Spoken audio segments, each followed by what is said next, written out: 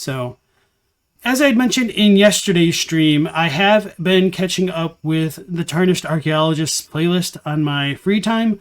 I actually have watched this video, and I do have a lot of notes about it, and there's going to be a lot that I'm going to talk about it in general, because this video, compared to his other ones, I found to be really problematic in a multitude of ways. So I kind of intend to cover a lot of the problems I was having with this video specifically, and in a more broader sense, perhaps the approach that the Tarnished Archaeologist has been taking to lore, which is a little bit unfortunate, but I do feel like this kind of direct criticism and feedback can be valuable in helping a channel grow in the future. So that's kind of my hope for going through this. Hey, Astynax and Methoda, nice to see you guys again. So, first, we'll go into the 3 creeds of the Erdtree by the Tarnished Archaeologist. Let's go ahead and dive on in.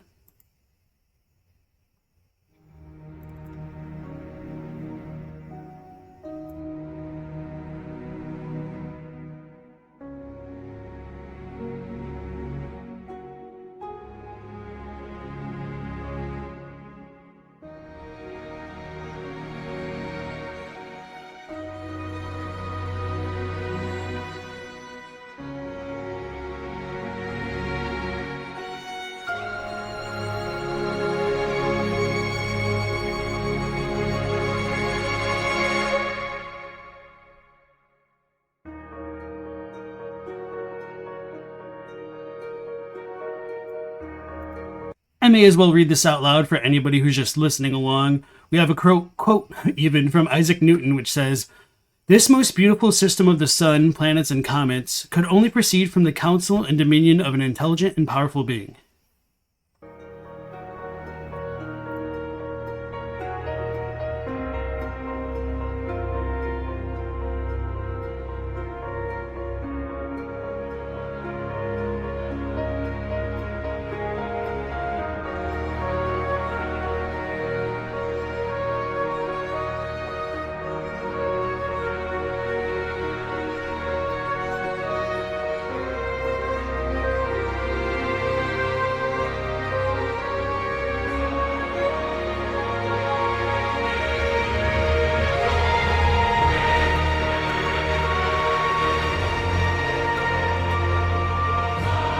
Let me know how the volume is for you guys. The religious historian Bart Ehrman has a nice way of framing the earliest history of Christianity by asking his students, how did Christianity go from being the religion taught by Jesus to a religion taught about Jesus? What he means by that didactic question is that based on the earliest writings we have about Jesus, which are found within the Synoptic Gospels of Matthew, Mark, and Luke, the teachings of Jesus differ quite a bit from the eventual religion that sprung up around him after his death and purported resurrection. To take one example, Jesus, based on the Synoptic Gospels, never called himself the Son of God, never called himself divine, and certainly never said that he was the equal of God. Instead, he taught about the coming apocalypse and how people should live in the remaining time they had in order to be admitted into heaven. We here at Tarnished Archaeology are not going to weigh in on the merits of those shifts, but clearly, just how early Christianity went from being a religion centered on the teachings of a Jewish apocalyptic preacher and the coming end of the world, to a religion entirely constructed around the divinity of Jesus himself and the miracle of his resurrection, is one of the critical ideological innovations in all of world history. Although in some ways it is not that unusual. In fact, religious symbols and figures are rarely revered as divine in their own time. Usually many generations pass before the full divine mythology coalesces. Countless Catholic saints have been canonized posthumously, and the traditional biographies of the Prophet Muhammad and Siddhartha Gautama were all written centuries after their respective deaths. Yeah, so I really like that kind of a real-life lore parallel here, and I'm going to go ahead and say it a bit directly now, that while I really do value these kind of comparisons, I do think Tarnished Archaeologist gets a little bit ahead of himself in this video by taking the lens of the posthumous Jesus allegory and trying to fit Elden Ring into it. And while that might work depending on like how you frame things, I do think he gets a couple things wrong later on, which I'll address when we get to. All right, going back to the video. Allowing plenty of time for mythology to develop. And that should not be so surprising. After all, it is easier to mythologize something in its absence than it is to deal with the difficult realities of the flesh and blood. But what if the divine symbol of your religion is not a person, but an object? A tree, for example. In Elden Ring, this pattern of posthumous deification is maintained not only with Marika, who, though undoubtedly worshipped in her own time, has become an even more omnipresent symbol since her imprisonment. Indeed, that is why her most common symbol, seen in the churches of Marika, is actually of her imprisoned pose. But so too the Erdtree, that towering symbol of life-giving power of the Elden Ring, became an object of faith after it was gone, the devoutness of its followers only growing in its absence. Here, and this is where I would have my first major disagreement with him, but I'll wait for him to kind of build this idea up a bit more before I try to break it down, metaphorically speaking here. Is the story of the first burning of the Erdtree and the evolution of faith in the lands between.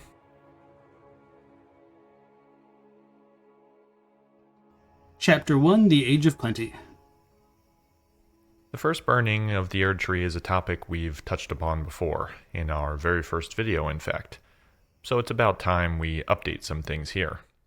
To begin with, multiple items attest to a bygone era of abundance, known as the Erdtree's Age of Plenty.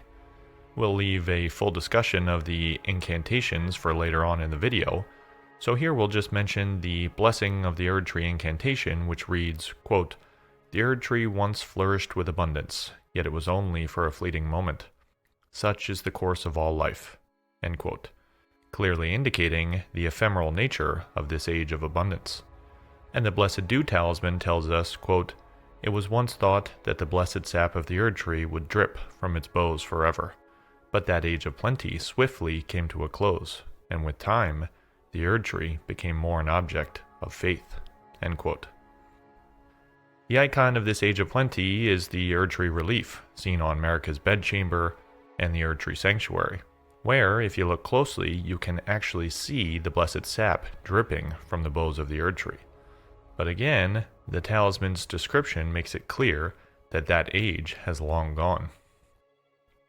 This age of plenty was apparently during Godfrey's reign, as the Crimson Amber medallion reads, quote, "The Erdtree's old sap becomes amber, treasured as the most precious of jewels in the age of Godfrey, the first Elden Lord," end quote. These days, the Blessed Dew no longer falls from the Erdtree itself, but rather is collected from the minor Erdtrees. The flask of... I do like the auto subs there that the Blessed Doom.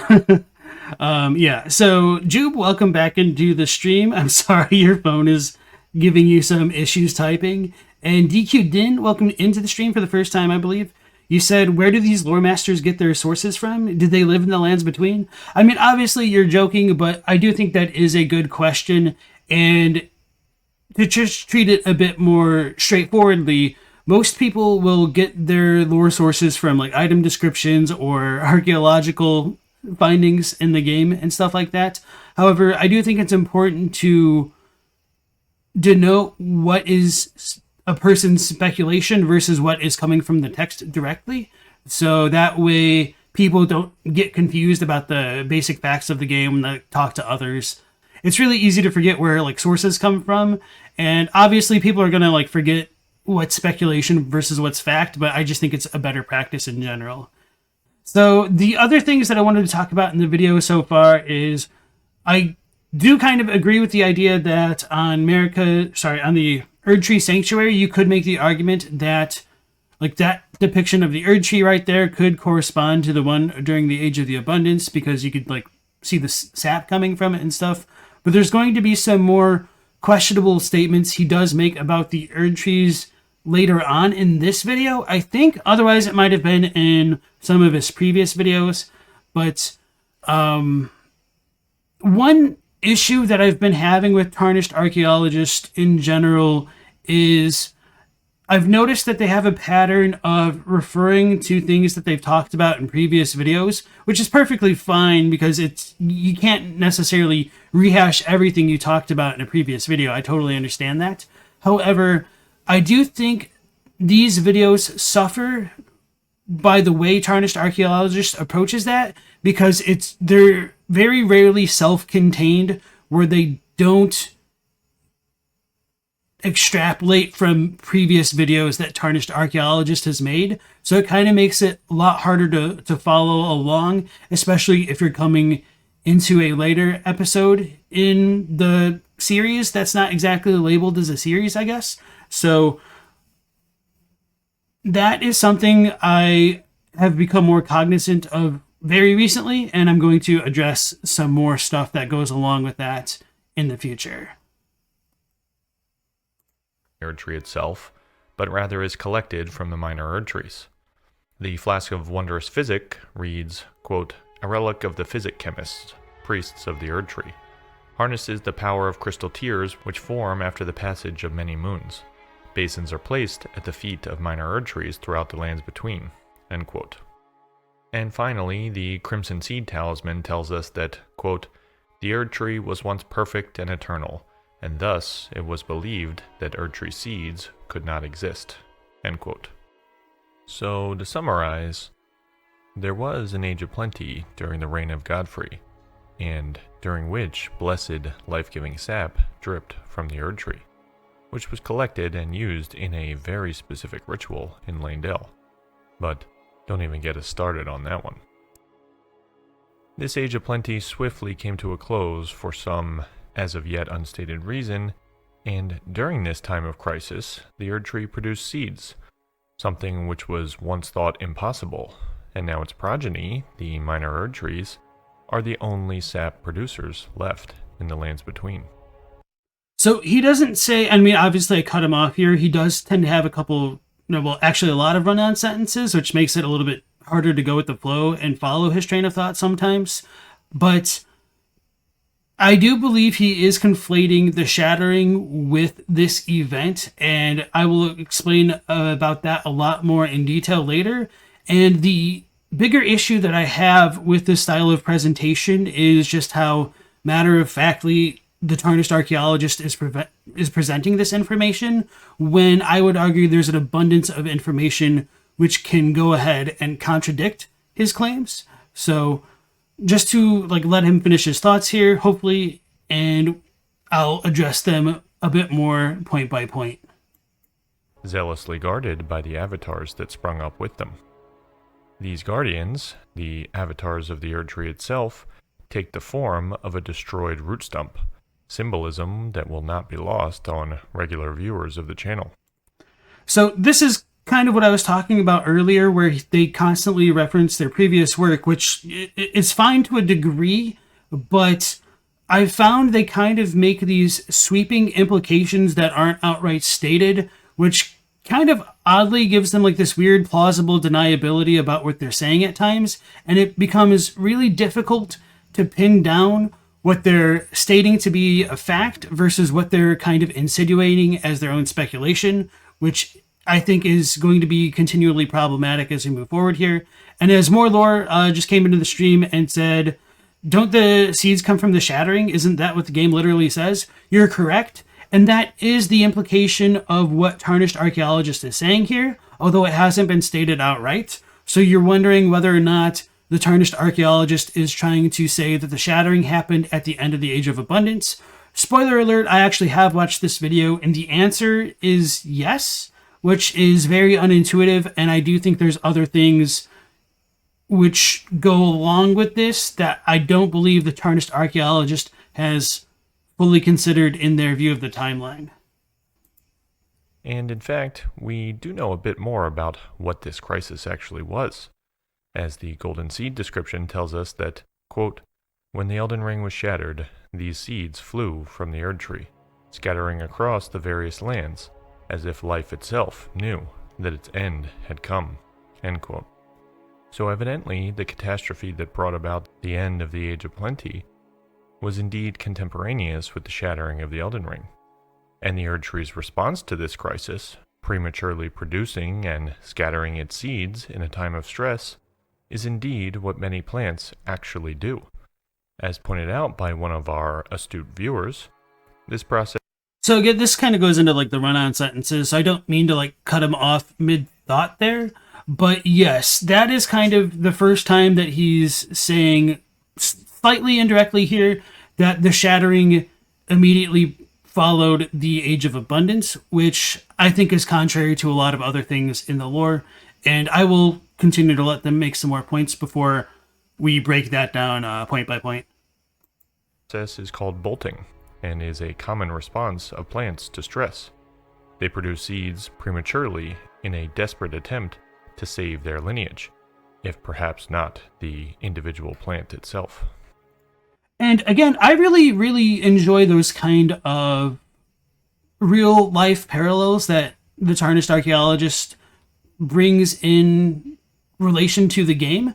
However, a consequence of that is I think it tends to distract people from the point that they were originally making, and it kind of gives them a false sense of authority about the claims that they make about the game text.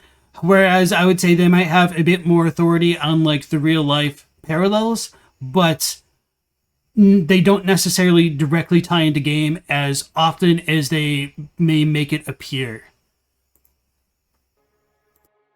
All pretty straightforward stuff so far, but we'll need to discuss the burning of the Erdtree. The primary forensic evidence for the first burning of the Erdtree comes from the city of Leyndell itself. The light of the Erdtree was once a glorious beacon of light for the lands between, but is now a golden siren song, as the city at its base has fallen into disarray and despair. Soldiers abandon their posts. Misbegotten hack soldiers to pieces just outside the rampart gate. The queen's bedchamber is empty. And most conspicuously of all, a thick layer of ash covers the entire city. I don't remember if those misbegotten are actually hacking down soldiers specifically, or if they're just like nondescript corpses. I should have like double checked that before the stream, but I apologize, I did not, so I'll just give him the benefit of the doubt for now, for that one. The ash is such a catastrophe that the residents of both Upper and Lower Leyndell have taken to sealing their doors and windows with wax. A strategy almost identical to that used in the American Dust Bowl, when residents would use tar paper, if they could afford it, which is basically just paper saturated with tar, the remnants of decaying organic material, to seal their windows and stave off the incessant dust. Leyndell, to put it simply, is a post-apocalyptic wasteland, but not everyone knows it yet. We've heard some arguments that perhaps this ash is from Grandsax's decaying corpse or some other source, so let's do a little bit of investigation. First of all, the ash is found throughout the city, in both Upper and Lower Leyndell, including in points of high elevation, like near America's bedchamber or the eastern rampart of the city, very far away from where Grandsax is. In no way is it concentrated or localized to just where Grandsax is.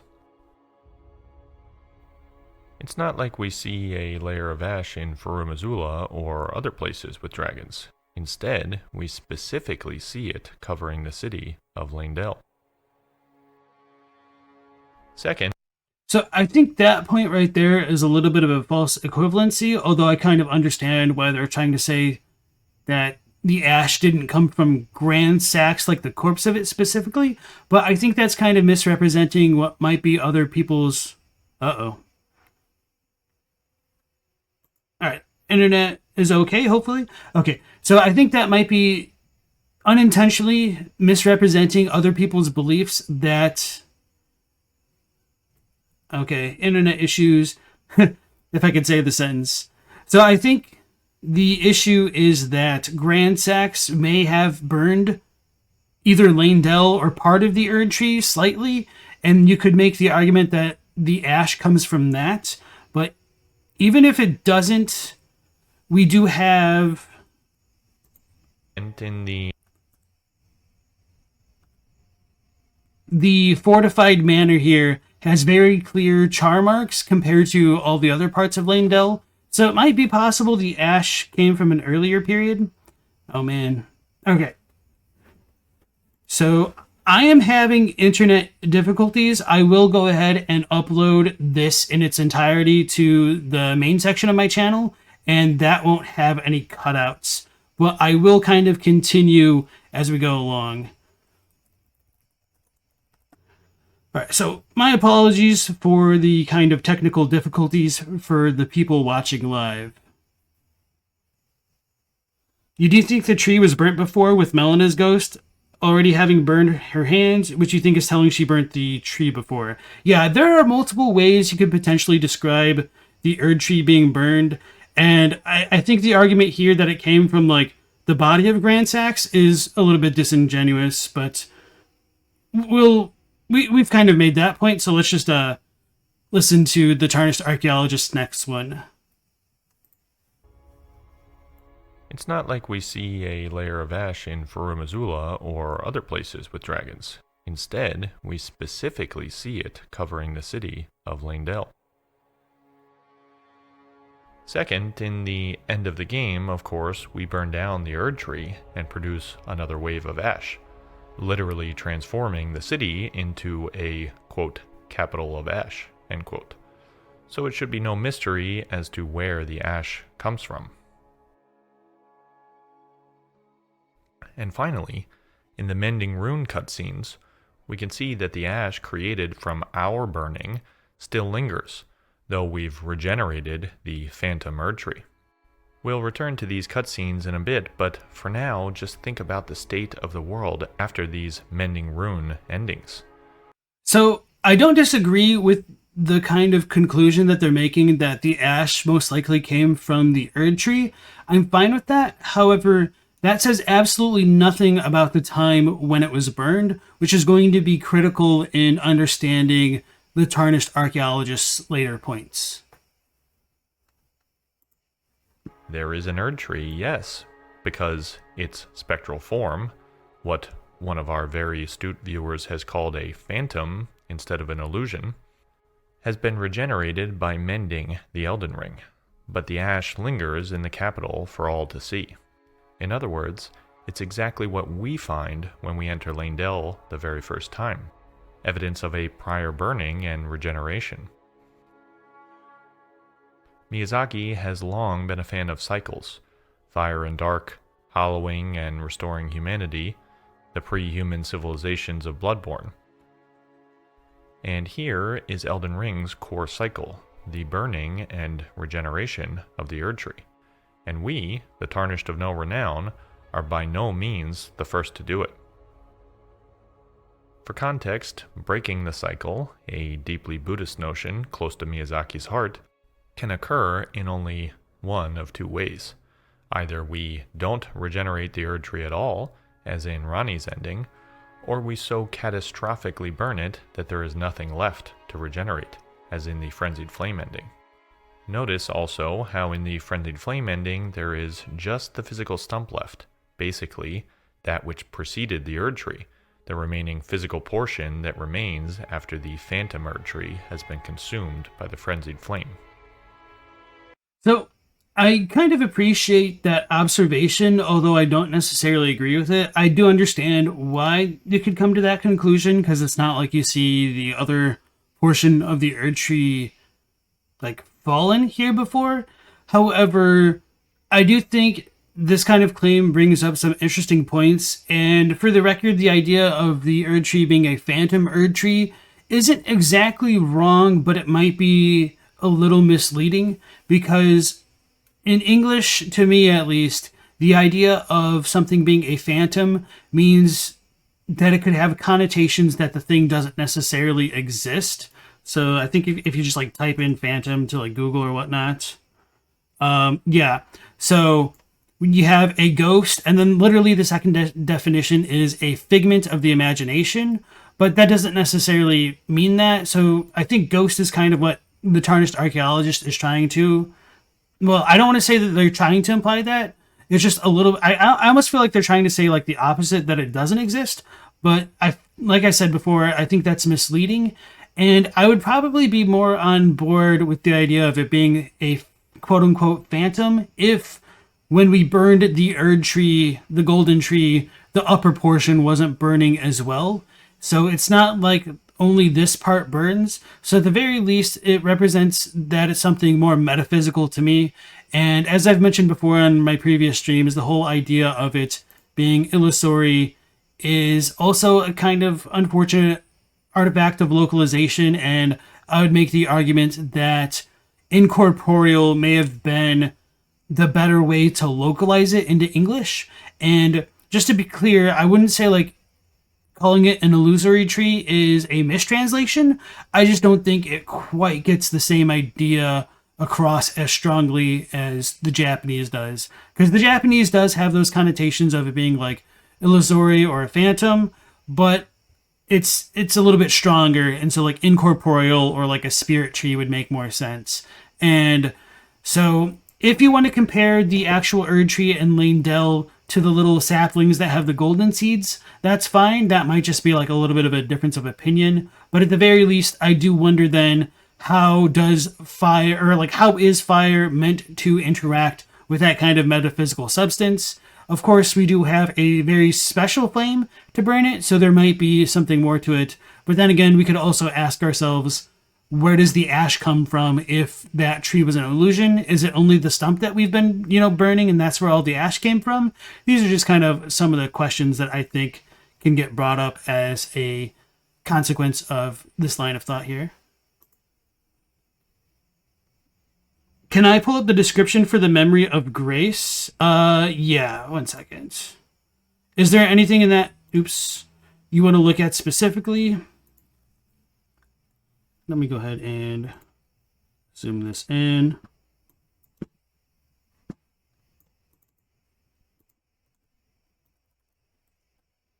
All right, so the memory of first grace, which once guided bygone tarnished to the lands between. Lose all runes and return to the last sight of grace. It is merely a cycle. Stand before the Elden Ring, become the Elden Lord. So, yeah, I mean, you don't have the Japanese. Oh, so you wanted to know the Japanese about it? TA mentioned cycles. You thought this was relevant. All right, let's look at it. Yeah, so it merely repeats, like Kurikaisu. Like, yeah. A cycle is a really good way to localize that. Yeah. So, yeah, I don't think there's an issue with saying that it's a cycle as much as I think the Tarnished Archaeologist has a little bit of flawed premises here. All right, let's go back into the video here. Left, basically that which preceded the Erdtree, the remaining physical portion that remains after the phantom Erdtree has been consumed by the frenzied flame. So, with all that cleared up, what can we say about this first burning? When did it happen? Is it the same thing as the shattering? What were its consequences? To answer these questions, we need to take a look at how Elden Ring tells its story through the timeline of its incantations.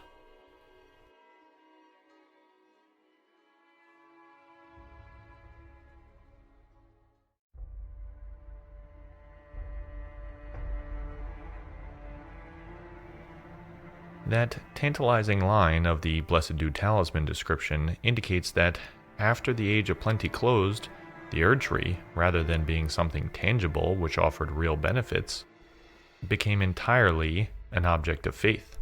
And the process of transformation of that faith tells a deep and obscure story. If we start with the prayer books themselves.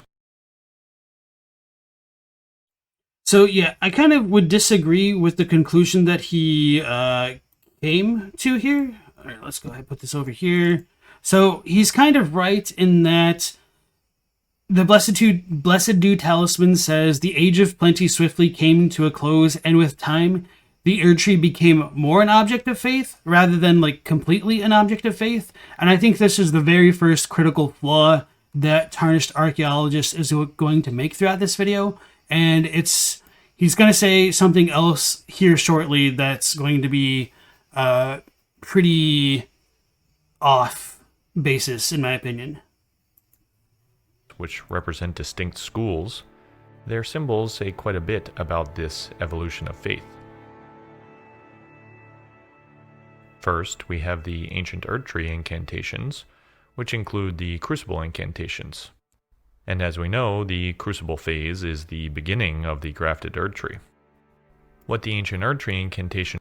And so if anybody is less familiar with his previous videos, his opinion is that there was likely a Greattree that existed before the Erdtree, the one that Godfrey and Marika created together, and they did something to graft their current version of the Erdtree onto a pre-existing rootstock, and that is what he calls the Crucible. It's a time of competing rootstocks growing into the golden scion, which would go on to create like the golden lineage and this Erdtree here. And so, if I remember correctly, he also argues that the very first Erdtree was Coniferous, or not Erdtree, my apologies, that the original Greattree was Coniferous, and that this Erdtree is Deciduous, although I have very strong disagreements with how he came to his conclusions. I don't think he goes into that too specifically in this video, so I'll leave it alone for now, at least.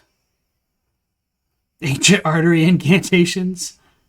All right. Show in both the prayer book form and the insignia behind the individual incantations is a full-bodied physical tree with the Elden Ring seemingly embedded into it, indeed the grafted source of the Erdtree's life-giving power. The first of these incantations is Elden Stars, explicitly the oldest Erdtree incantation, as it refers to the arrival of the golden star bearing the Elden Beast, an event which happened long before the age of the Erdtree. This ancient Erdtree set includes the Crucible incantations, as we said, as well as Blessing's Boon and Blessing of the Erdtree, both of which speak of the Age of Plenty. Interestingly, Malekith's Black Blade also dates to this era, but we'll return to that story later. So, incantations discovered in this era derive from the power of the Crucible, the Erdtree's grafted initial form, and the Erdtree's Age of Plenty, when life-giving blessed sap dripped in abundance from its boughs. This era of bounty, as we know, was fleeting. Next we have the era of Erdtree worship, which, paradoxically, is represented by a very different symbol, one that de-emphasizes the actual arboreal form of the Erdtree in favor of its metaphorical representation. Gone are the deep roots and bountiful canopy of the ancient Erdtree incantations. Instead, there is only the symbolic representation of the Erdtree, a Celtic cross with the Elden Ring at its center, and of course, surrounded by conspicuously fallen leaves. So how do you get from the Age of Plenty with a bountiful tree to an age of Erdtree worship in which the tree itself is gone and has been replaced by an object of faith? Well, as we established earlier in this video, that is exactly the transition that occurs after the first burning of the Erdtree. So, with that... So, I have really big problems with the language used here, kind of in multiple ways. I think like this whole sentence as a run-on sentence is kind of really bad in trying to keep points separate and focused away from each other. And then pedantic stuff like that aside, they used language like they established earlier in this video. So hold on, let's just listen to it directly here. Well, as we established earlier in this video, that is exactly the transition that occurs after the first burning of the Erdtree. So they're trying to definitively state that the Erdtree was burned after Godfrey's time, and that's what led into the time of the Erdtree worship. However, they have not supplied any textual evidence for this claim, and it's just being a bit circular that the burning of the Erdtree is what ended the Age of the Abundance, because the burning of the Erdtree ended the Age of Abundance here. So that's a very critical flaw here so far. They will go into it a bit more detail in the future, but I'm just trying to have you all on the same page that I am, that they have not fully set this up, and so they kind of make conclusions without giving us all the premises of their conclusions first, which makes it hard to follow what their line of thought is, to see where they may be going wrong, to state it a little bit bluntly there. So, with that in mind, let's fill in some of the gaps. The ancient Erdtree era, aka the Age of Plenty, ends with the first burning of the Erdtree. Likewise, one of the Erdtree incantations from this era, Wrath of Gold, is said to have been discovered when the Elden Ring was shattered, again linking this new era to a post-shattered world.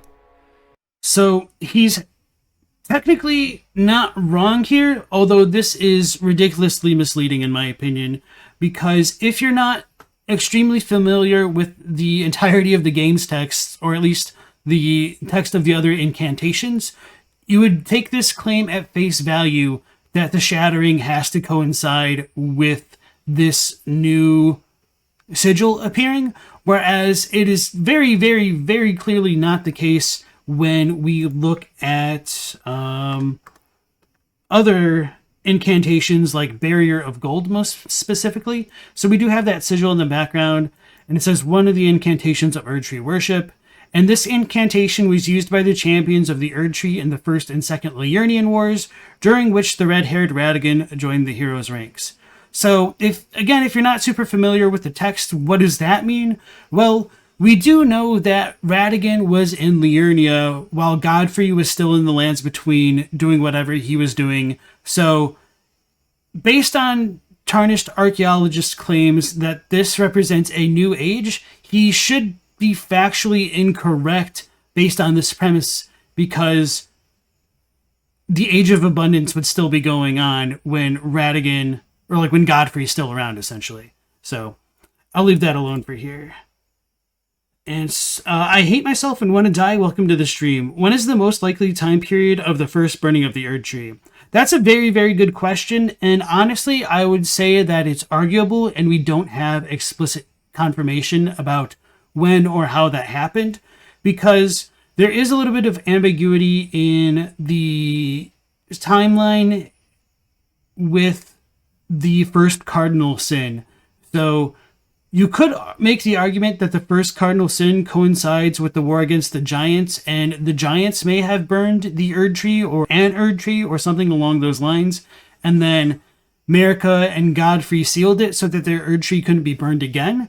So that's one way to read it. You could also make the argument that like Grantax burned the Erdtree, or that the Erdtree could have been burned between the transition of Godfrey being forced down as Elden Lord and the ascension of Radagon to the throne of Elden Lord. So there's a lot of ways one could argue that the Erdtree got burned. We don't know like when the first burning was, to be more specific.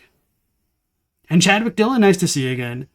I believe that Tarnished Archaeologist's obfuscation of the truth is malicious or incompetent. I mean, I would prefer the latter, because I don't want to attribute to malice to what could be explained by ignorance.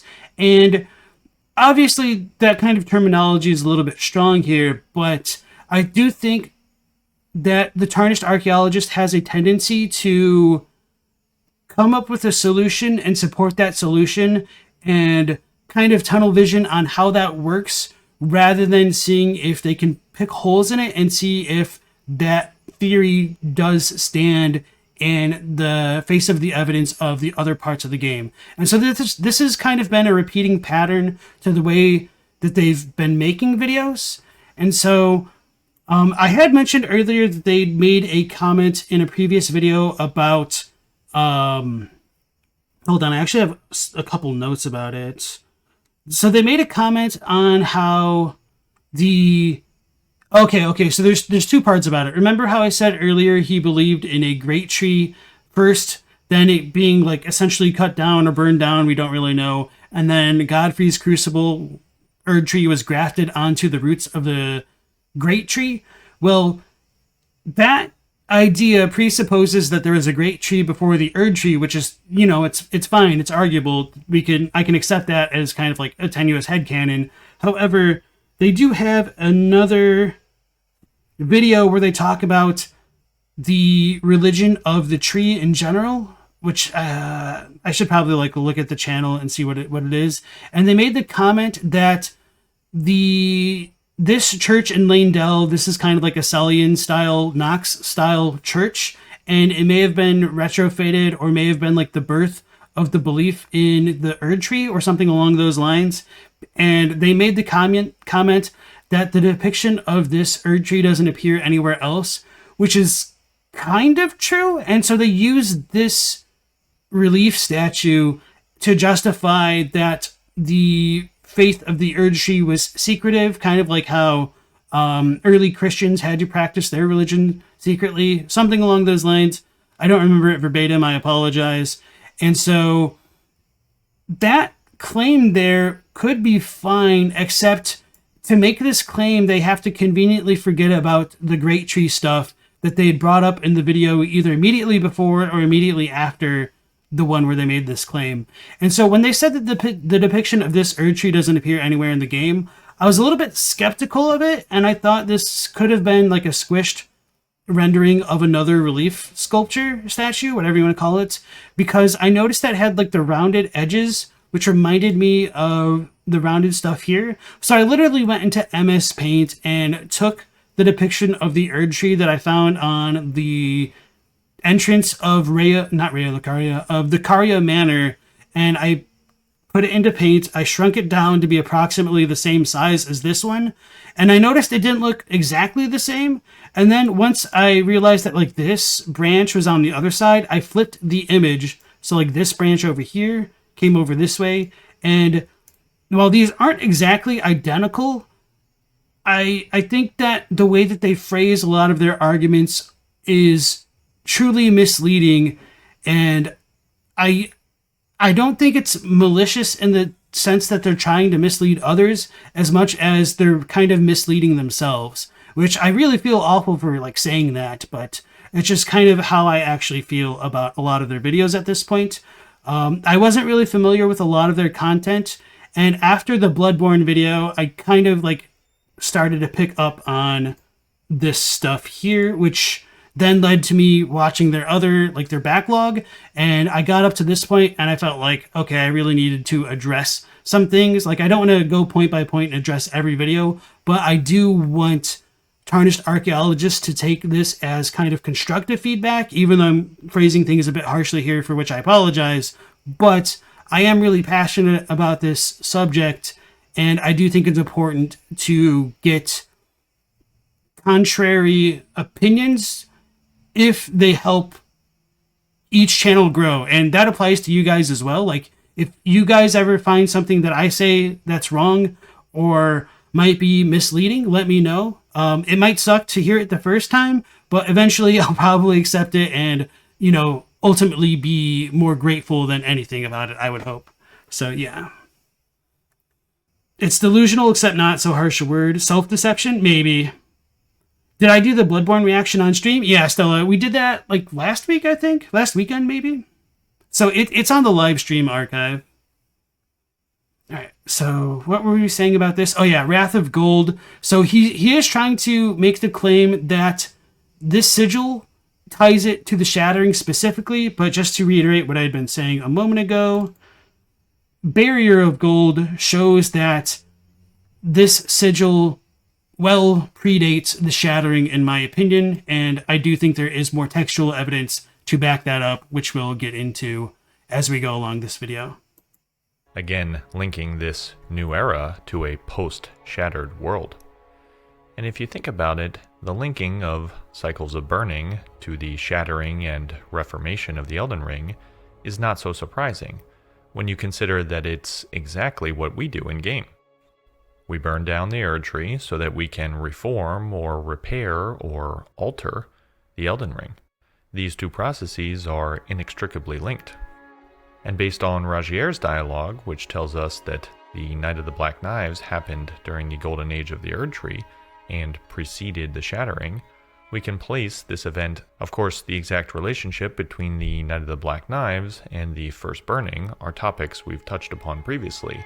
So this, I think, was, I would hope, an error in editing where they had spliced two different audio tracks together, so they completely cut off the point that they were making and just turned this into a really long run-on sentence, which doesn't connect directly with what they were saying before. So I'm going to back it up, then I'll let him finish the thought, and then I'll address it. The Night of the Black Knives happened during the golden age of the Erdtree and preceded the Shattering. We can place this event. Of course, the exact relationship between the Night of the Black Knives and the First Burning are topics we've touched upon previously, and as one of the core mysteries of the game, we will return to soon enough.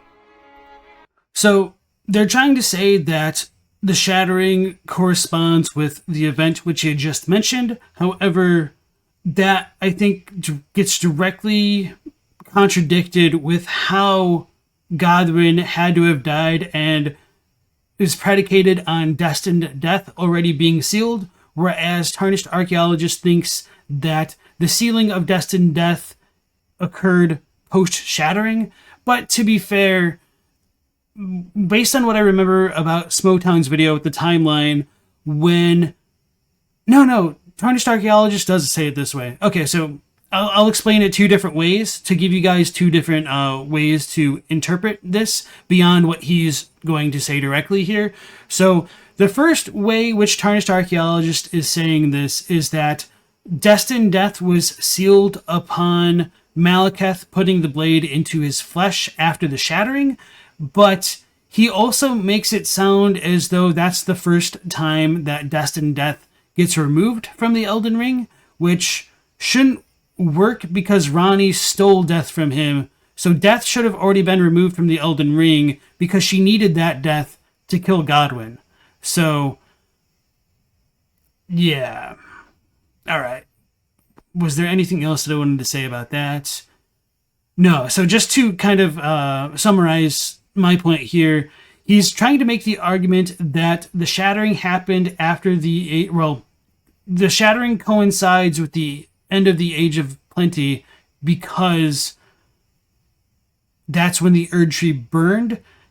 However, in order for the Shattering to happen, I argue destined death needs to already be sealed so that way Ranni can steal it and kill Godwin.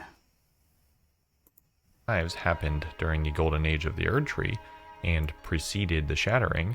We can place this event. Of course, the exact relationship between the Night of the Black Knives and the First Burning are topics we've touched upon previously, and as one of the core mysteries of the game, we will return to soon enough. So the First Burning of the Erdtree ends the Age of Plenty and begins the Age of Erdtree worship, symbolized by the metaphorical phantom Erdtree.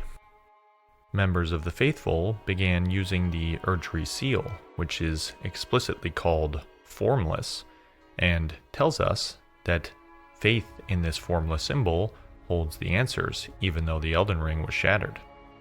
So there are a lot of mistakes here, and the first I'll go back to mentioning our favorite barrier of gold right here. So in order for the Shattering to work, in my opinion, you already need Radagon to have, at the very least, married Rennala to have the Carian children. And so you could still kind of make that argument because Ranni needs to exist to kill Godwin, obviously. However, how could this symbol be used by Radagon if it only exists after the Shattering? So how could it be used by Radagon in Liurnia if it only came into being after the Shattering? I do think this is, kind of the same point, but I'm just kind of re-emphasizing it because it comes up again. And then the second point, I think, is just a very ignorant statement, in that he's trying to claim, because the Erdtree seal is formless, that the Erdtree itself is formless and is a literal object of faith, when that is very directly contradicted in the other sigils or seals for incantations. The ones specifically which have no weight because they're formless. So the Golden Order seal is a formless sacred seal depicting the ceremonial observation of order. The Frenzied Flame seal is a formless sacred seal bestowed by the Maidens of the Three Fingers, or Maiden of the Three Fingers. And even the Dragon Communion seal is formless Drakeblood seal. And I think this one is the most significant, because you could very easily make the argument that Dragon Communion should predate like a lot of the other things, which, so you could make the claim that it definitely predates the Golden Order. So it's not as though the Erdtree was like already incorporeal, perhaps, when Dragon Communion was around, although, you know, it's kind of contentious. So lots of really weak, or so really bad arguments based off of really shaky foundations, which crumble when you have the greater context of the game to compare them to. So this is a big issue that I find throughout Tarnished Archaeologist's videos, that they tunnel vision on the conclusion that they want and kind of ignore the other relevant evidence, either due to tunneling on this stuff or just being unaware of them, which both are unfortunate. So, right. I want to go back to chat, and because that's Beans and Rice said something very interesting, and that they said they think a few things are happening at the same time with Tarnished Archaeologist. First, his opinion is changing in real time, and second, he's making YouTube videos and trying to grow. And you think that he's looking at the game as piles of an incomplete history. Many times that level of investigation has to be done more and more often through contextual clues. And yeah, so I do think that there is obviously the entertainment component aspect of it. I do really respect their broad understanding of history and art history. I've learned quite a bit from their channel. I appreciate a lot of these observations, but my bigger issues with these claims tend to deal with the language that's used around them, and something which will come up later, maybe not later on in this video, but throughout many of their videos that I found, is that they kind of double dip on what an idea or object symbolizes. And so they make one justification on the symbolism of one thing, and then they'll change their opinion about that thing to fit another symbol. So sorry, I articulated that really poorly. I'm trying to think of an example which they double dip from. I know I mentioned something in the Bloodborne video where they double dipped on the idea that the... Oh, okay. So yeah. In Bloodborne, there's a statue there's a bunch of statues that he references throughout the video, but there's one in Old Yarnum where there's a bunch of figures like looking up to the sky, and he argues that they're looking up in surprise, and they're coming into contact with a great one of the moon. So the moon is what they're looking up to with their shocked faces in one statue specifically. However, there's another statue later on which is kind of has a similar pose, but rather than saying they're looking up in surprise, he says now this time they're receiving the word of God, in that Mary, whom the statue, he argues, symbolizes, is receiving the knowledge that she's going to have the Son of God, Jesus. So while both might be simultaneously possible readings, it's just kind of a little disingenuous to me to double dip with such frequency. And every once in a while, it's not that big a deal to me, but I've noticed a kind of repeating trend throughout these videos here.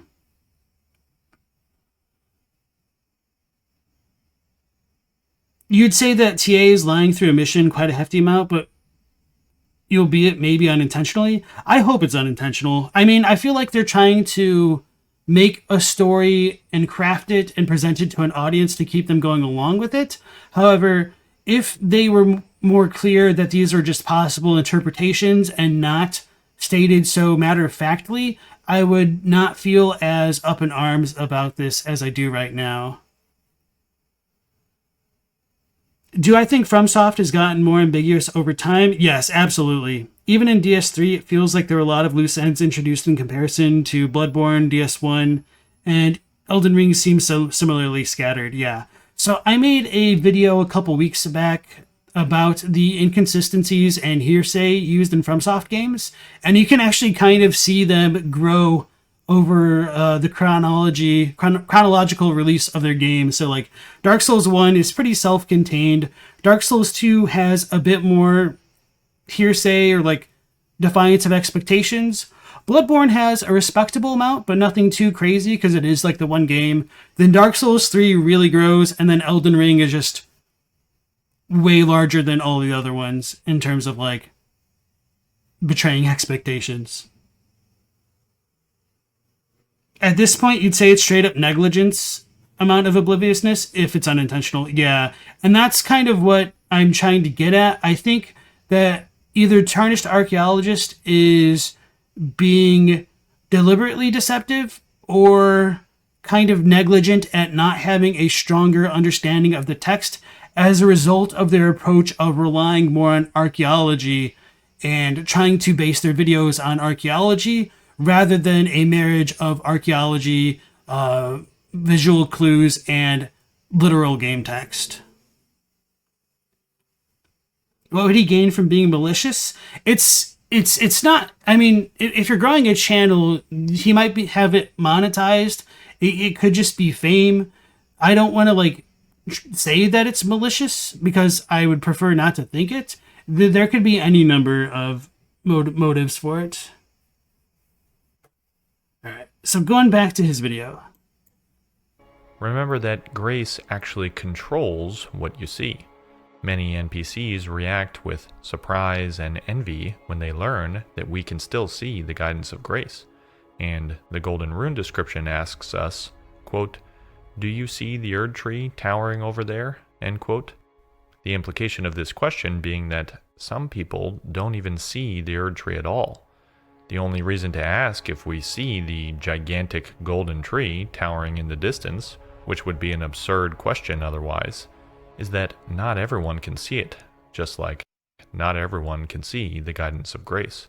So this I would have some very major disagreements about, and I feel like the way that they just said that so dismissively is a little bit infuriating, because I would make the argument that the description of the golden runes there could just be using a rhetorical device to connect the idea of the Erdtree to runes. So not only that, apparently this has become an issue for like a lot of players where they don't actually think that the Erdtree that we see in game can be seen by most other characters, which didn't really occur to me, and it just kind of kept cropping up. And I do think there are multiple cases where that is kind of directly contradicted, but I guess you could make it arguments about it either way. So just to bring up a couple examples of people talking about the Erdtree as though it's like right there. First, when Bach talks about, did you see the Erdtree when he first gets into Leyndell proper? Yeah, I don't necessarily think he's saying, do you see the stump of the Erdtree? I think he's just trying to say like, holy crap, I've never been this close to the Erdtree. Do you actually see how freaking magnificent this is? Of course, it's a rhetorical question to me, but some people have taken it literally, which, you know, it's fine. I do like to entertain those kind of rhetorical questions to see if there can be more that we can learn from that. But we do have other cases of people talking about the Erdtree as though they can see it, which is a little bit ironic because this lady is blind. So she says, surely you see it too. The gold that enshrouds the heavens, the great tree which begets the pillars of light. So she's telling us to go to the base of the Erdtree to become Elden Lord, because she's a finger reader cone. Can she actually see it? She literally has no eyeballs. Maybe she's lying to us. But okay, setting her aside, we do have a very other interesting NPC to consider. Apparently, Patches talks about it. If you get sent into like Volcano Manor, he says like the Erdtree is right outside if you just like stepped outside to go see it. But I think that's kind of wishy-washy. And before I continue, I do want to say thank you to Miata07 on Reddit for having like made a post about it, which kind of like actually drew my attention to this thing being questionable to some people. So they provided some of these examples, which is why like I can directly provide them for you. So the next NPC I want to talk about is Muriel. It says, our church holds in view the monuments of both houses. So this is kind of a present statement. The Erdtree of the capital in the Academy of Rea Lucaria. So it would seem very out of character to me for Muriel to say the Erdtree is in view if most people can't see it. Does this imply that Muriel is amongst the few who can see it? Does Muriel then have the guidance of grace? It just doesn't ring true to me. I don't believe that the Erdtree is a phantom Erdtree, kind of what in the way that Tarnished Archaeologist is suggesting here. And I think further evidence for this, in my opinion, would be the fact that you can see the Erdtree in many paintings. So were those painters all tarnished when they did it? How did they know what the Erdtree looked like if the depictions of those Erdtrees match this one? And that kind of also ties into the burning Erdtree depiction in Volcano Manor. Although, obviously, Volcano Manor does have like a bunch of tarnished in it, but I digress. Kinman says, malicious seems a bit strong. You think TA just wants to make high quality videos for cool theories, which you honestly respect? Yeah, that's kind of the take that I get. And that's why I do want to address this as strongly as I can, because I think it is becoming a bit problematic how straightforwardly they're presenting their opinions as fact and kind of misleading a significant chunk of the community, which kind of becomes a lot harder to interact with when they have misconceptions about like some of the most basic facts of the game, in my opinion. You find that line in the description very interesting about the Erdtree towering over? Yeah. The Erdtree of the capital right over there pans to nothing. Alright, let's go back to the video here. I'm going to back up a couple seconds. Quote, do you see the Erdtree towering over there? End quote. The implication of this question being that some people don't even see the Erdtree at all. The only reason to ask if we see the gigantic golden tree towering in the distance, which would be an absurd question otherwise, is that not everyone can see it, just like not everyone can see the guidance of grace. Indeed, these days, the Erdtree is merely an object of faith. Just like in early Christianity, faith in the divinity of its subject only deepened after that subject was long dead. And so this is why I think Tarnished Archaeologist is having so many issues with some of these more basic parts of the story, in my opinion. That I think they're coming into it with the idea of trying to impress the lens of early Christianity onto Elden Ring. And while I do think it's actually really cool, I just don't think it works with the way that it's currently being presented. I don't necessarily think it's incompatible with the game, but I do think Tarnished Archaeologist has some issues with the supports for their ideas here, unfortunately. The incantations developed during this time tell the story of war on behalf of the Erdtree.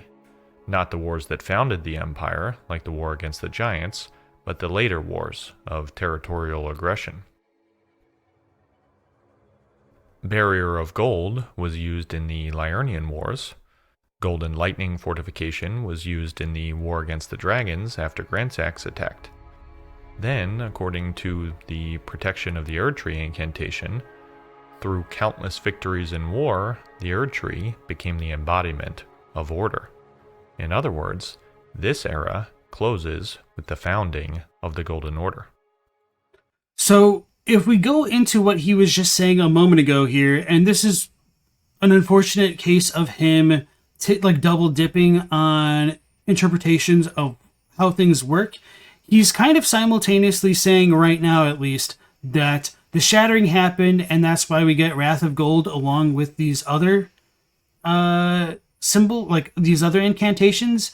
However, he's saying that the Golden Order comes into being now with the Liurnian Wars and the war against the dragons. And I think in his mind, he does believe that all of this happens after the shattering.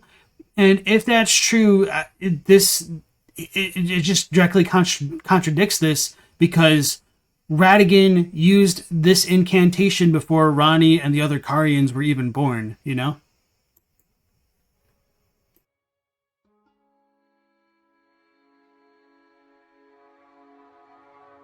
The founding event of the Golden Order seems to be the removal of the Rune of Death, at least as told to us by Enya.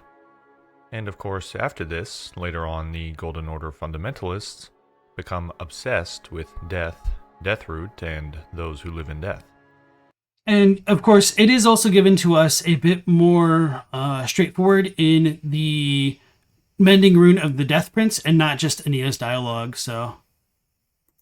But just like we did for the Ancient Erdtree and Erdtree Faith eras, let's take a look at the prayer book for more information. The Golden Order Principia, as it is called, is clearly a reference to... Right, so before he gets into the kind of off-topic comparison to Isaac Newton, which I really enjoy actually, I did want to address the idea that they're saying the shattering happened, which allowed the Erdtree Faith practice to come into being, but now they're also making the argument that with the shattering came the sealing of destined death, as well as the rise of the Golden Order. And so to me, it would seem like there should be a bit of a mismatch, that the Erdtree is also a symbol of faith, but now we have the Golden Order existing alongside it. And of course, I do think that issue even pertains without this paradigm here that the Tarnished Archaeologist is setting up.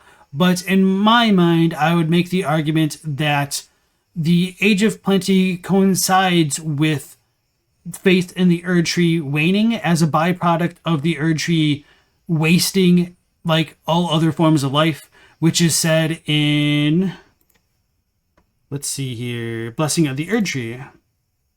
The Erdtree once flourished with abundance, yet it was only for a fleeting moment, such is the course of all life. And this is something that they don't touch on, that why was it such a fleeting moment that the Age of Abundance existed? They tend to say that it's because the fire stopped the age, but I don't think that's really aligned super well with how we have other descriptions that say that the Blessed Dew stopped and people thought that it would go on forever. So I do think the sap stopped, and once the Erdtree could physically no longer produce its blessings, people just kind of looked at it as a spiritual blessing rather than like the literal physical ones that they've been bestowed by like America directly, according to like the Erdtree's favor talisman and stuff. Faith eras, let's take a look at the prayer book for more information. The Golden Order Principia, as it is called, is clearly a reference to Isaac Newton's Philosophia Naturalis Principia Mathematica, often referred to simply as Principia or Principia if you really want to impress your friends, which is probably the single most famous piece of scientific work ever produced. In it, Newton lays out the equations and principles that guide the fundamental workings of the universe and have tortured high school physics students ever since. The core principles, the fundamentals you might call them, were his universal law of gravitation, the notion that all objects with mass contain an attractive force, and his laws of motion, probably the most famous of which is the dictum, quote, "To every action there is always opposed and equal reaction," end quote. Universal gravitation, the attractive force which governs the motions of the heavenly bodies and fallen apples alike, is the cognate to the Golden Order's law of regression, quote, that all things yearn eternally to converge, end quote. Likewise, Newton's laws of motion, specifically the third law, is the cognate to the Golden Order's law of causality, which is, quote, the pull between meanings, that which links all things in a chain of relation, end quote. So the fundamentals of the Golden Order, which describe the laws of the universe, take clear inspiration from these most famous of physical laws. But the story goes much deeper than that. You see, the word causality there tells us quite a bit. The philosophical notion that, to borrow the Golden Order's phrase, all things are linked in a chain of relation, is called determinism, and it basically begins with Newton. Newton's laws were so widely applicable, so perfect in describing the motion of bodies from the sun and the planets to how an arrow flies through the air, that they started a revolution in how people thought about the natural world. A famous thought experiment known as Laplace's demon succinctly sums up the issue. If we can predict all future events of a system by knowing its original state, then if some being were to know everything about the universe right now, the positions and momenta of all particles in the universe, then that being would be able to know the entire history and future of the universe with perfect precision. This thought terrified some, but to Newton, actually this clockwork precision of the universe, that the position of Mars or Venus could be predicted with absolute certainty, was evidence of the power of God, not an argument against him. Hence the quote we cited in the introduction, quote, this most beautiful system of the sun, planets, and comets could only proceed from the counsel and dominion of an intelligent and powerful being, end quote. But many wondered, if these laws were so universal and we could understand cause and effect so perfectly, what about us? Are we just physical bodies whose actions can be perfectly predicted? Was there any room in these laws for free will? So it should be no surprise then that many rejected the notion of determinism based on exactly this issue. And like in Newton's day, the issue of free will was an issue for the Golden Order.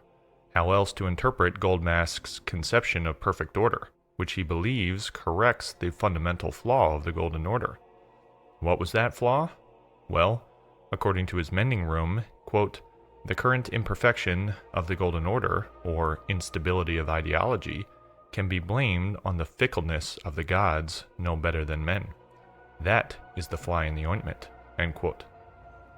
So yeah, I do really appreciate the kind of parallel that he's drawing with Newton and Golden Order fundamentalism. I don't really have any problems with that. But I do think it's a little bit unfortunate that when they do make such neat ties into the lore of the game, that tends to give them a bit more credibility, where some of their other readings of the actual game text, I think, are much weaker, and they seem strengthened by the power of these connections. But going into this point further, I do want to address it. I think he just kind of moves past it, so I might just need to remember to come back to this when it'll make more sense to do so. The fickleness of the gods, just like the fickleness of men, lies in the choices they make. Indeed, in the very act of making choices, the one element of the material world that would not be adherent to perfect deterministic order: free will. Goldmask's solution to the vexing issue of free will, likewise drawn from parallels in Renaissance history, is a story for another day. Chapter 5, All Things Can Be Conjoined. It might seem a bit counterintuitive at first that one of the founding works of modern science is portrayed in Elden Ring as a holy book, upon which an entire religion is based. After all, these days faith and science are often seen as antithetical. Take, for example, Francis Collins, who was seen as a controversial and unique choice to run the U.S. National Institutes of Health, because he was also a strong believer in Christianity. But this was not always the case. In Elden Ring and in real history, the dividing lines between faith and science are not so clear. In fact, specifically during the Renaissance, there was a wide effort to incorporate the classical, that is to say Greek and Latin, as well as Abbasid Arab, scientific and philosophical principles into current doctrines of faith. This was part of the great project of Renaissance humanism, which spawned great thinkers and artists like Leonardo da Vinci, Michelangelo, and, of course, Isaac Newton. Newton himself was famously pious, a devout Christian believing that his discovery of laws that permeate all of nature were clear proof of the existence of God, whose commands all of creation follows. Indeed, an entire appendix in Principia is dedicated to precisely this point. One of the consequences of the Renaissance, the Christian Renaissance specifically, was the merging of the classical natural and moral philosophies with Christian doctrine. In Elden Ring, this merging effort is represented by the will of one man, Radagon. Radagon is a Renaissance man, through and through. The pose of his statues is taken straight from Da Vinci's Vitruvian Man, a classic example of Renaissance art and Da Vinci's conception of the perfectly proportioned man. Just like the Renaissance humanists, Radagon attempted to merge the classics with religious doctrine. His icon tells us, quote, "As the husband of Ranala of Caria, the red-haired Radagon studied sorcery, and as the husband of Queen Marika, he studied incantations. Thus did he aspire to be complete," end quote. And the Golden Order incantations require both faith and intelligence to master. Like the Renaissance thinkers who rediscovered the old texts of Plato, Plutarch, Aristotle, Al-Kindi, and the rest, Radagon studied the ancient scrolls of the Academy of Raya and merged these principles with faith in the Erdtree and the Elden Ring. And right, I don't really have any problems with these ties right here. I do think they're very straightforward and make a lot of sense, and I agree with them. And remember, we'll need to come back to the gold mask stuff when it's a little bit more relevant. Thereby spawning the Golden Order. As Muriel says, heresy is but a contrivance. All things can be conjoined. So we have an So that goes back into an issue that I don't think is Tarnished Archaeologist is alone in having. It's justifying when the Golden Order first came into being. I am also of the opinion that it comes into being with Radagon, and more specifically on his ascension to the throne of Elden Lord is when it gets instituted into the Order specifically, most likely upon the removal of Destined Death. However, I do know that there's a very large number of people who believe that the Golden Order was instituted when Marika and Godfrey did their thing, and that the Glomide Queen and whatnot should have been defeated way earlier in the timeline to keep the Rune of Death out of the Elden Ring. Contrivance. All things can be conjoined. So we have an Age of Plenty era defined by the ancient Erdtree incantations and represented by a dominant, fully corporeal Erdtree with its bountiful canopy. Godfrey is Elden Lord in this era, and the Erdtree is a real tree which blesses the faithful with its life-giving sap. Then the Erdtree burns, and so the age of Erdtree worship is represented by the Phantom Erdtree. So the way that they set up their arguments, they're kind of drawn out, and it kind of makes it a little bit more difficult to stay on topic with what they're saying. And they are saying in other places that this corresponds with the Shattering, although it's not quite as upfront here. I'm just going to back up so you guys can listen to that again, and I'll let it play through. Fully corporeal Erdtree. Let me back up a little bit further. So we have an Age of Plenty era defined by the ancient Erdtree incantations and represented by a dominant, fully corporeal Erdtree with its bountiful canopy. Godfrey is Elden Lord in this era, and the Erdtree is a real tree which blesses the faithful with its life-giving sap. Then the Erdtree burns, and so the age of Erdtree worship is represented by the Phantom Erdtree, the metaphorical representation of the Elden Ring's power. But what is the representation of the Golden Order? Once again, if we look at the incantations in the prayer book, much is revealed. Gone is even the symbolic representation of the Erdtree. All that is left is the Elden Ring, and the triangle which has been added to bind it. The triangle and ring visual again being suspiciously similar to the Vitruvian Man, whose legs were so well proportioned that they form an equilateral triangle.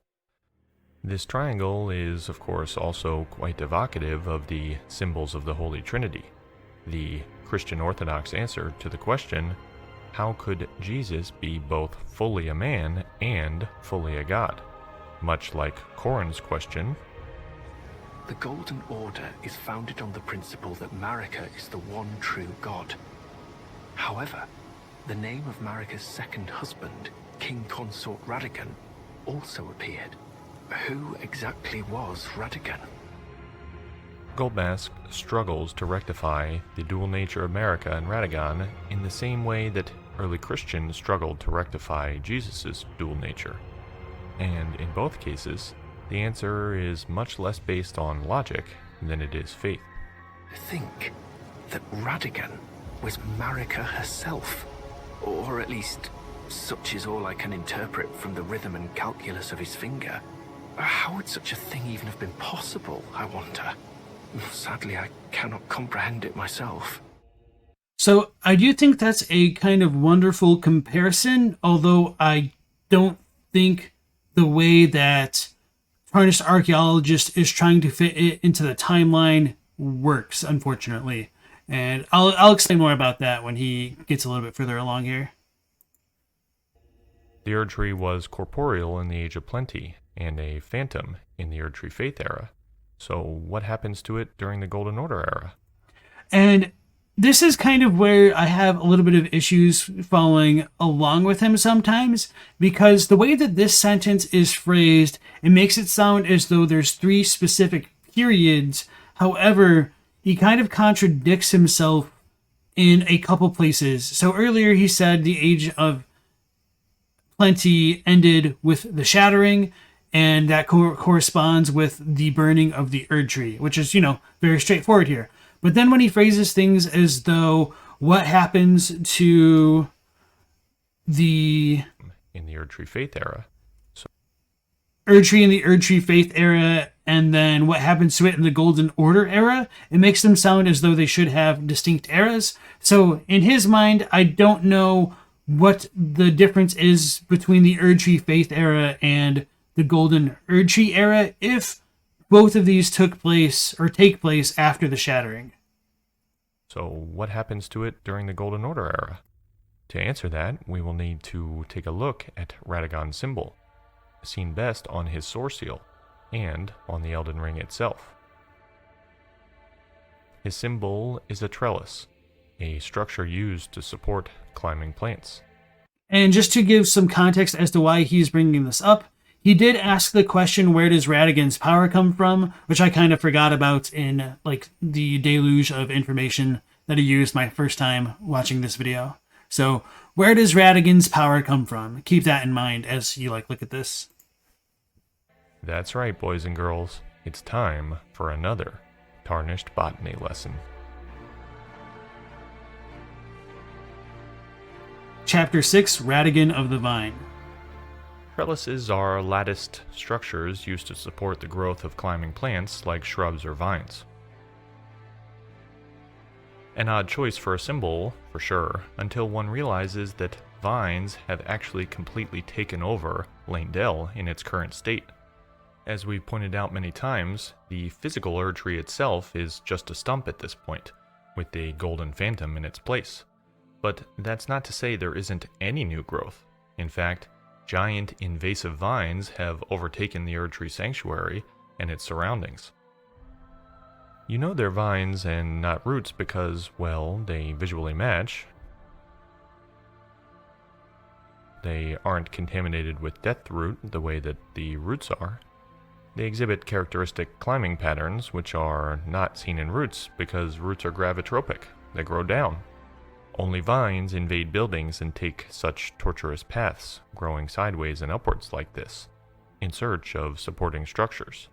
Exactly, by the way, what trellises provide. We can also clearly delineate them based on their braided nature, similar to woody grapevines, an easy way to tell them apart from the actual Erdtree roots. Let's not forget, too, that thorny vines are what have blocked off the entrance to the base of the Erdtree and access to the Elden Ring. It's no coincidence that when we defeat Malekith and unleash the Rune of Death, not only do we burn the thorny vines that block access to the Elden Ring, but we burn the giant vines in the sanctuary too. Both are burned by the Flame of Ruin, and both are absent in the Capital of Ash and the Mending Rune cutscenes. They're both gone because they were both part of the same growth, and that growth is the source of Radagon's power. So he is saying that Radagon is associated with the vines, and apparently the vines are the source of his power, which I would have very strong disagreements about that. However, just to go back to the idea of vines specifically, as far as I'm aware, vines don't come from trees specifically. They come from other organisms climbing trees. And so, while I think the trellis is a neat comparison, I don't necessarily think that's actually supposed to represent the quote-unquote holism of Radagon's power. And I think focusing on Radagon from this angle does a disservice as to his role in helping tame Raya Lucaria and the moon and conjoin it with the Erdtree specifically. He does bring it up briefly, but I do think it would have made a stronger point overall that literally the fate in the night sky was kind of brought under control by Radagon's meddling with Renala and stuff. And then the other thing that I would like to bring up in comparison to the vine idea is that if Radagon is already in the Erdtree and he already has like the Elden Ring, it seems a little bit counterintuitive that he would need rings growing up from below ground to stop us. I mean, there might be something to it. It's just he's working externally to stop us when you could do it internally based off of Tarnished Archaeologist arguments here. And I don't really think it's anything like more than a coincidence with the level design. And yeah, so maybe the vines do come from Radagon, but I don't necessarily think that represents his power. And I would be more on board with the theory if he ever used anything more vine related in his fight. So yeah. Radagon could be an invasive vine. That is a possibility, but I don't really think it works quite that way. I mean, you might be able to argue like Marika's comments to him not being a god yet could kind of go along with those lines, but I don't know. Yeah, vines are also known for choking out other plant life, and I do think that Deathroot is kind of exemplifies that a bit better. If it's the web of the word, then it's a stronger candidate for a power symbol. Yeah, and that's another one that many people bring up as well, which is kind of why I tend to be a bit hesitant to ascribe one particular ideology or thought system or iconography to the visual metaphors in Elden Ring. And thanks for bringing that one back up, Beans and Rice. Did Radagon just want to shut everyone out, or was he trying to drive someone to burn the Erdtree? Well, if you recall, the thorns stop us because he wants us to shut everything out. I would make the argument that Radagon wants to preserve the Golden Order because he's the Leal Hound of the Golden Order, whereas Marika instigated the Shattering, so it's in her interests that the Erdtree gets burned and a new Elden Lord gets instituted and creates a new kind of order. Yeah, Ivy can tear apart mortar. It's pretty rough. Beautiful, but, terrible for that brickwork. Radagon is no grafter, he's no arborist, and neither is he a zealot for the power of the Erdtree. But he is a zealot in defense of the Elden Ring. After all, he is the one who attempted to repair it after America shattered it.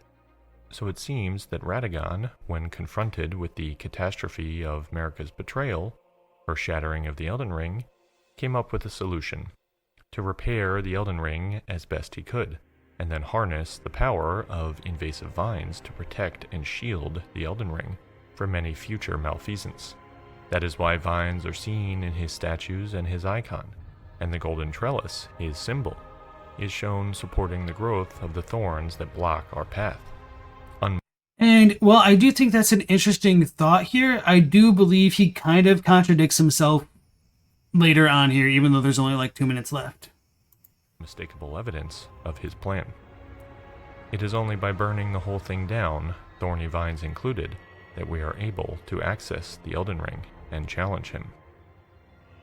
The age of the ancient Erdtree begins as shown in the Crucible statues, pruned to foster the golden lineage of the Erdtree, and reaching its age of plenty.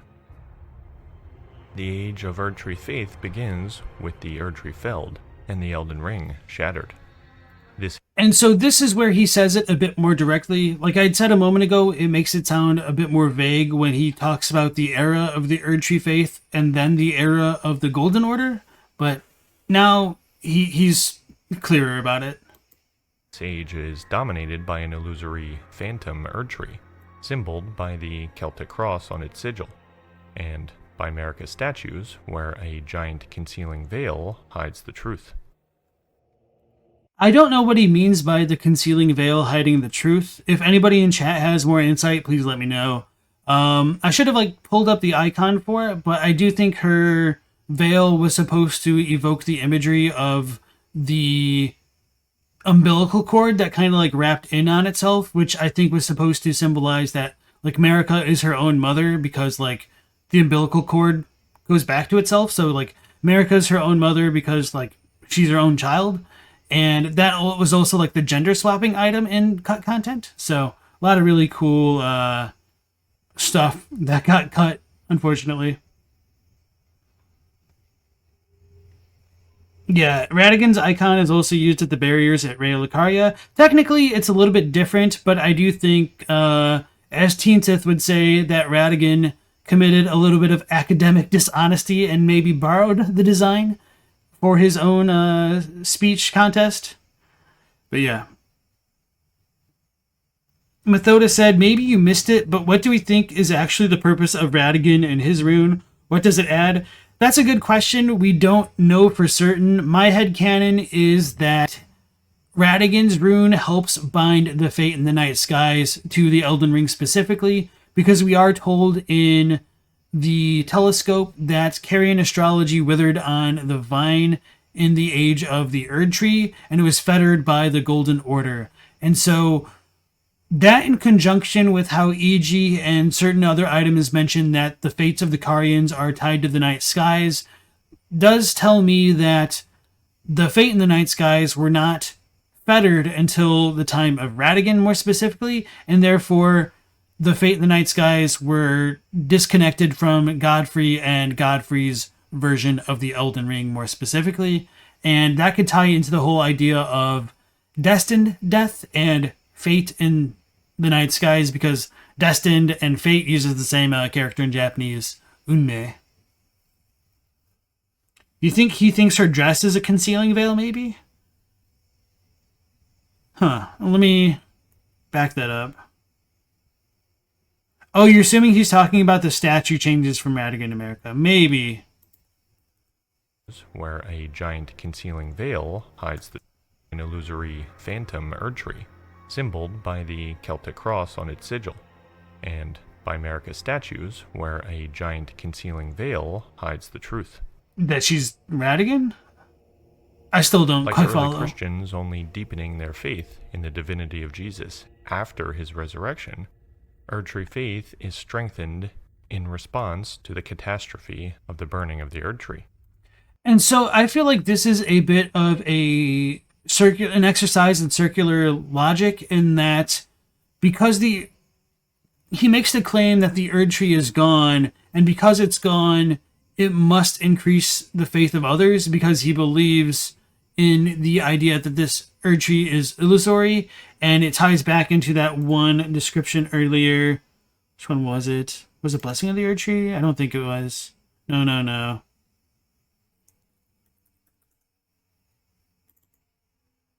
Oh, yeah.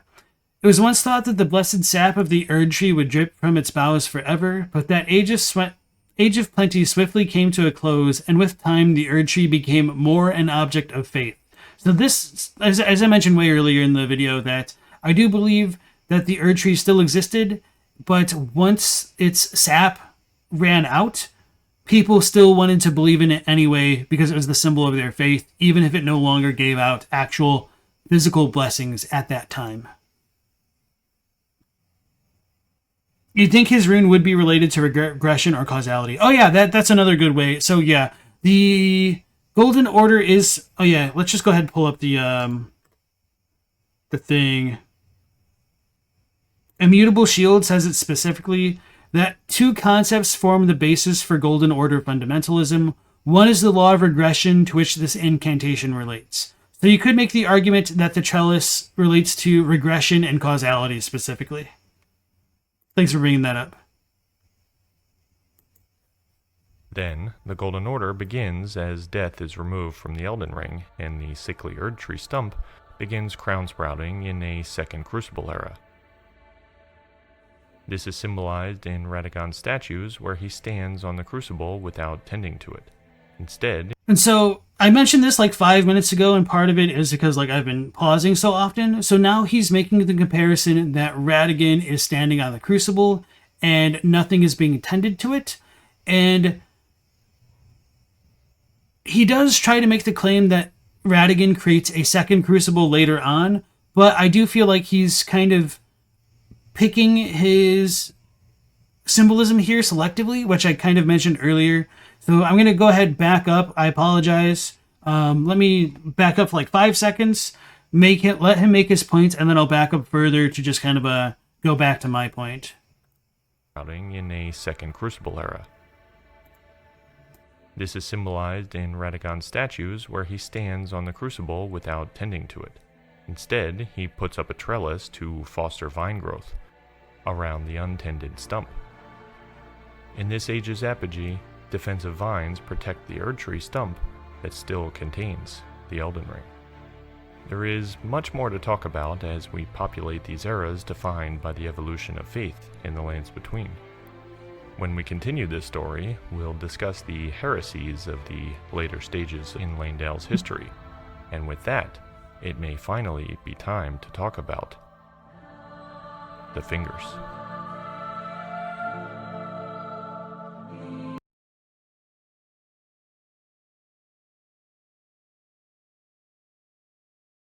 I think I was muted. Yeah, I was muted. So I just kind of reiterated what he said here, that Radagon was the... damn it. What did I say? Yeah, so that Radagon is connected to the Crucible here, and that the Crucible is empty, and his rune trellis is being used to help facilitate its growth. And that I didn't disagree that the runes... that the vines on the Erdtree came from Radagon, but I do disagree with the idea that the trellis is connected to like a second crucible. But for anybody who doesn't quite understand that idea that he's presenting here at the end, he's saying that after the first Age of Plenty, the Erdtree got burned due to the shattering? ? He doesn't really fill that out. So there was the shattering, the Erdtree got burned, and then Radagon helped get the Rune of Death removed or sealed into Malekith somehow, I don't know. And then he is creating a second kind of crucible phase where his vines are going to be like the new golden scion as opposed to like the Erdtree. I believe that's what he's trying to argue here. And obviously there's a lot of issues with that. And then after I said that I was going to like show this off, so just keep in mind that this is supposed to be the Crucible right now. I want to back up to the other symbol of Radigan that he was talking about earlier. Okay, so it's probably around here, isn't it? Mark his betrayal, or as shield the Elden Ring from any future malfeasance. His symbol Okay, here we go. is Let me shown back to up. the Elden Ring, and then harness the power of invasive vines to protect and shield the Elden Ring from So remember, there's the crucible and the vines on his statue, and now he's harnessing the power of the vines to shield the Elden Ring many future malfeasance. from That future is why vines are interruption. seen in his statues and his icon, and the golden trellis, his symbol, is shown supporting the So he's saying that the vines don't really grow without him, but we do have the iconography of Radigan having like more defined growths around him, which isn't like completely incompatible with Tarnished Archaeologist's ideas here.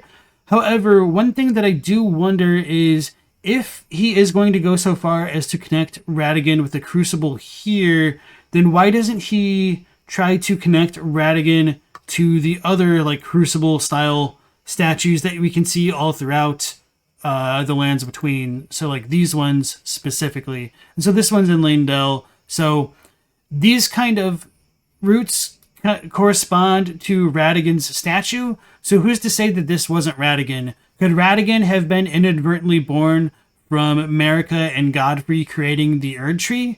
Maybe. I don't really know. I don't want to put words into Tarnished Archaeologist's mouth about that idea specifically, but I do think it's kind of worth pointing out that he does say that Radigan isn't an arborist and doesn't like grow things earlier, and then he kind of says that he does later on.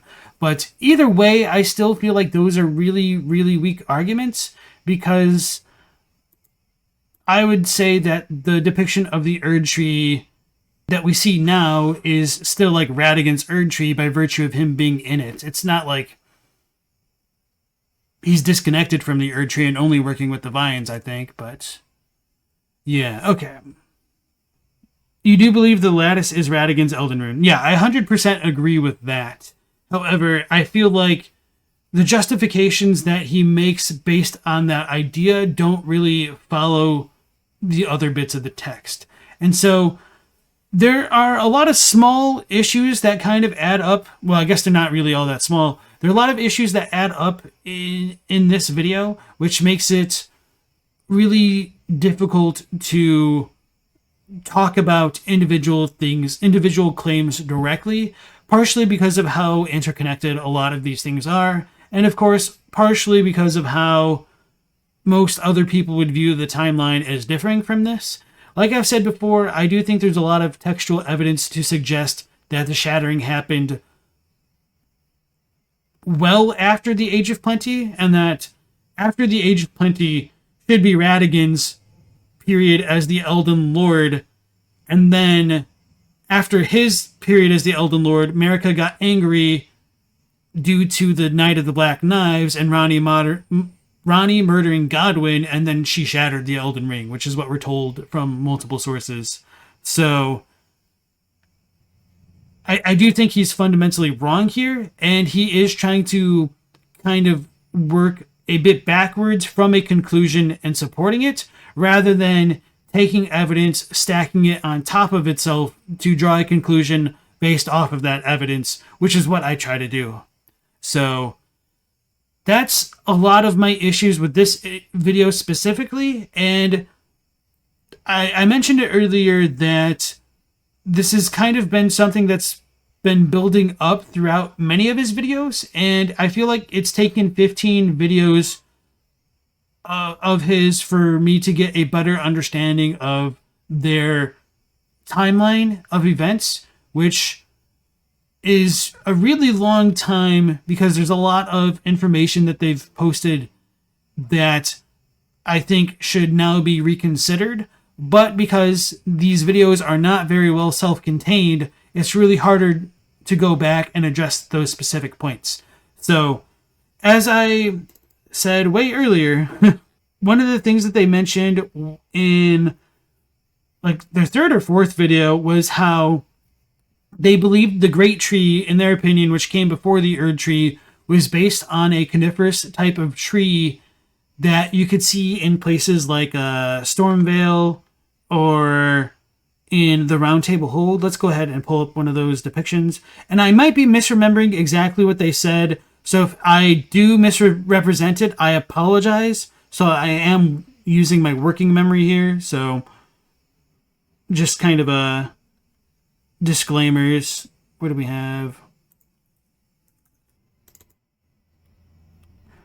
Oh no, so that's the one he says is the Age of Plenty. So that's like the current Erdtree. Well, not like the current one, but Godfrey's Erdtree. Okay, so this would be a good one. So he would say that this depiction of the tree isn't the Erdtree, that this is a conifer, and it is the Greattree. However, this is directly contradicted by quite a lot of things, in my opinion, but nothing as clear as the what's it called? The Tree and Beast Surcoat. So the question is, does this tree match up with the depiction of this tree? I would argue it does, and the description of the Tree and Beast Surcoat says, I guess I should pull that up. The Tree and Beast Surcoat says, the surcoat depicts the distant Erdtree and the Beast Regent, an emblem of the golden lineage. Both are symbols of glory now past. So this tree represents the Erdtree, and that directly contradicts Tarnished Archaeologist saying that this depiction of the tree is the Greattree specifically, and it's a conifer not analogous to the Erdtree, because in his opinion, this depiction of the tree is actually the Erdtree. So I do think they get a bit confused and want clearer lines of what trees represent the Erdtree, and so because these trees do look kind of like different, he thinks they cannot be the same tree, but we do have textual evidence kind of contradicting that. And so part of the reason why I brought up this tree specifically representing the older style tree is, while this appears on Godric's stuff, which harkens back to a fond, nostalgic remembrance of Godfrey's age, I would make the argument that this tree is supposed to be the exact same tree that you'd see on the Leyndell soldiers and even the knights' uniforms. And if he wants to make the claim that the Godfrey stuff is more in line with the ancient Erdtree, as he talked about, we do have the Leyndell knights having the more modern Erdtree worship sigil on their armor. So we do have some fundamental incompatibilities with other visual imagery in the game, as well as textual stuff that I don't think the Tarnished Archaeologist considers. And then I do have another image of the knights that I wanted to show off with their Erdtree. Okay. So if this is supposed to be the older version of the Erdtree, why the hell do they have the more modern variant? My argument would be that, as I've said like multiple times throughout this video, that the Erdtree worship still worships the Erdtree, but it's faith-based rather than like quid pro quo where they're getting like the tears and the blessings directly. So sorry to keep beating a dead horse about that. I actually do have more to talk about, believe it or not. Let me see what you guys are saying. Beans and Rice just rewatched the part about the Age of Plenty, and the way he said it kind of seems to imply that he thinks there's more than one shattering. And that's another issue that I have with kind of their script writing. I do wish that it was a little bit tighter and the sentences were a little, like, ran on a little bit less, so that way it's easier to address one point specifically as they make them. Hey, Eric Williams, welcome into the stream. And John Paul Cochran, nice to see you again. Just got in, but you think the different tree designs is just like difference between how some crucifixes are gold-plated and embellished and others are just wood. Yeah, that's a very good comparison to make, and I would definitely agree with that. However, I do think it's unfortunate that the Tarnished Archaeologist has built up a kind of different cosmology based on these depictions here. And so to go along with that, yeah, there's just like a lot of Erdtree depictions that are worth talking about. Oh, yeah. Another big one that I wanted to mention in a video that was like 1 or 2 videos before this was that I don't want to talk about like the Banished Knight claim. It'd probably be better to just react to that video directly. But just to give a quick summary, they tried to make the argument that let me just type in banner, that the crimson and gold Erdtree banner represents an older tree than what we get, and it only appears in conjunction with like the Banished Knights or something like that, and it's a different tree than the actual Erdtree that we have. So he was saying that this depiction of the Erdtree is of a more ancient tree, probably the Greattree, I think is what he was trying to say. However, I do think that gets contradicted with a couple of the other banners that go along with this. So this is in the Round Table Hold, obviously. This is Fia's room, I believe. And then down here, we have the same banners appearing, which isn't that big a deal. However, on the opposite side of the room, we have the Sirach banner. So you could say, oh, Sirach is linked to that banner. Like, why would there be like 2 different like eras? Because Sirach you could associate with Godfrey. Does this mean that Sirach as the Beast Lord had a different tree before Godfrey and that these things are different? Maybe. But I think even that idea becomes a bit more tenuous when you look at other rooms in the Round Table Hold, like the Twin Maiden Husk room, which has the kind of what he would say more ancient tree design, whereas there is a more robust kind of modern Erdtree where you have the people coming out of it, which I think he would correlate to the Age of Abundance. So I do think there is a repeated pattern of cherry picking his data points and not considering contrary evidence or being unaware of that kind of contrary evidence. And so that's why I really wanted to talk about this video in depth today and give very tangible counter examples to his claims, just to kind of like spread awareness and hopefully help them kind of reformat the way that they've been going about presenting the lore, because I do think it's a bit disingenuous and a little bit harmful to the community as a whole. So that was a lot to talk about. Thanks for sticking with me through that. Thrill, welcome into the stream. You figured the conifer-looking tree was the pre-crucible tree? It had something to do. It had to do with something before it was a stump. Yeah, that's kind of what he argues, but like I said before, that is directly contradicted in the tree and beast surcoat. All right, yeah. All of you, thank you for sticking with me through that. I paused quite a bit longer than I thought I would.